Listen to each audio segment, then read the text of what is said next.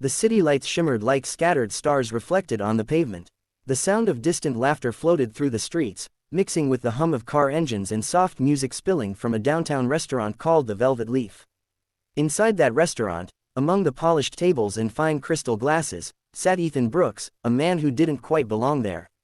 He wasn't the kind who dined in expensive places.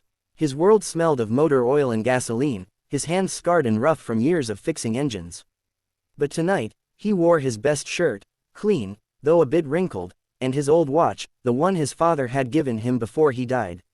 Ethan was nervous. His best friend, Mike, had convinced him to try a blind date, saying it was time he stopped burying himself in work and loneliness. Table 9, Mike had said. She's sweet, kind, you'll like her. So here he was, sitting in a restaurant he couldn't afford, surrounded by people who looked like they owned half the city. He wiped his palms on his pants and scanned the room. At a table near the window sat a young woman in an elegant light blue dress.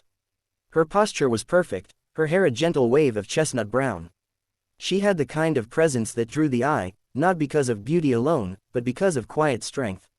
And then Ethan saw it, the wheelchair.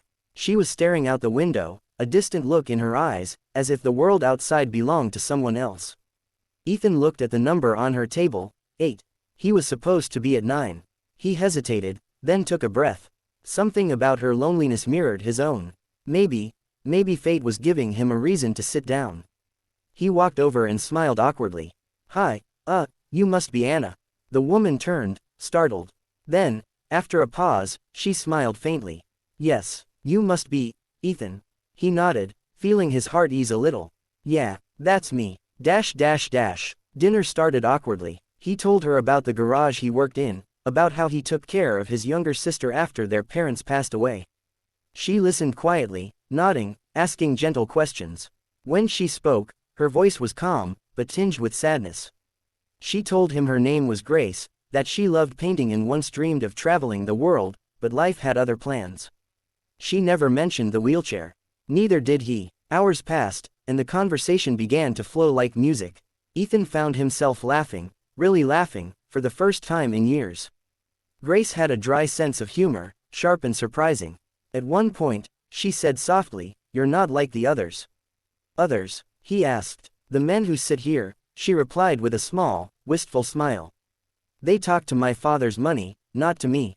He frowned slightly. "Your father's money," but before she could answer, a voice interrupted them. "Grace, there you are." A tall man in a suit approached, looking confused and annoyed. "You're not Ethan, are you?" he asked, glaring at the mechanic. Yeah, I'm Ethan," he stammered. The man frowned. "You're supposed to be at table 9. This is Grace Sterling." Ethan froze. Sterling, as in Sterling Motors, one of the biggest automotive corporations in the city. He turned to Grace, who looked mortified. "I'm sorry," she said softly. "You were supposed to meet someone else." Ethan stood quickly. "No, I should be the one apologizing. I sat at the wrong table." He was about to leave when Grace said quietly, "Wait." Their eyes met. "Thank you," she whispered, "for treating me like me." Ethan left that night, embarrassed, but something about her voice lingered in his mind. Over the next few days, he couldn't stop thinking about her smile, her calm strength, the way she looked at him like he mattered. Then, one morning, as he was fixing an old car in his garage, a silver sedan pulled up. Grace sat inside, smiling shyly. "My car's been making a noise," she said. He blinked. "You came here." She laughed softly. "What, you thought I couldn't?" From that day forward, she came often. Sometimes with a car that didn't really need fixing. Sometimes just to talk. They became friends. Then something deeper. Grace told him her story one rainy evening as thunder rolled outside. 3 years ago, she'd been in an accident, a crash caused by her ex-fiancé, a man who left her the moment she couldn't walk. The same man her father had wanted her to marry. "I thought I lost everything," she whispered. "My future, my freedom, my worth. People started treating me like glass, fragile, pitiful. But when you looked at me, you didn't see any of that." Ethan swallowed hard. "I just saw you, Grace." For a long time, they sat in silence, listening to the rain. And then she reached out her hand. He took it. That night, neither of them said the word love, but they didn't need to. When Grace's father found out, He was furious. "You're a mechanic," he said to Ethan, his tone sharp with disgust. "She's my daughter. Don't mistake her kindness for love." Ethan could have argued, but he didn't. He only said, "I don't care about your money, sir. I just want to make her smile." That silence that followed was heavy, but Grace's father couldn't deny what he saw in his daughter's eyes: happiness. Months passed. Grace's health improved. With therapy and determination, she began to regain some movement in her legs. Ethan never missed a session, always there, cheering her on, catching her if she stumbled. When she took her first small step, she fell into his arms, laughing and crying at the same time. "You did it," he whispered. "No," she said through tears. "We did it." A year later, at a press event, Grace announced a new initiative. A program called Hands That Build Hope, a partnership between Sterling Motors and local garages to fund education and job opportunities for underprivileged mechanics. Ethan stood beside her, now the project's lead coordinator.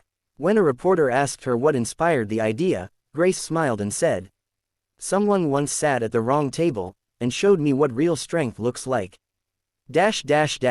Their love wasn't built on grand gestures or wealth, it was built on kindness, respect, and seeing beauty where others saw imperfection. And when Ethan finally proposed, kneeling beside her wheelchair in a garden full of spring flowers, Grace whispered through her tears, "You sat at the wrong table, Ethan." He smiled softly. "No, I sat at the right one." Closing narration for video outro. Sometimes, the most beautiful stories begin with a mistake. Love doesn't ask for status, wealth, or perfection, it asks for truth, courage, and a heart that sees beyond what's broken. If this story touched your heart, don't forget to subscribe, because every story of kindness deserves to be shared. Heart.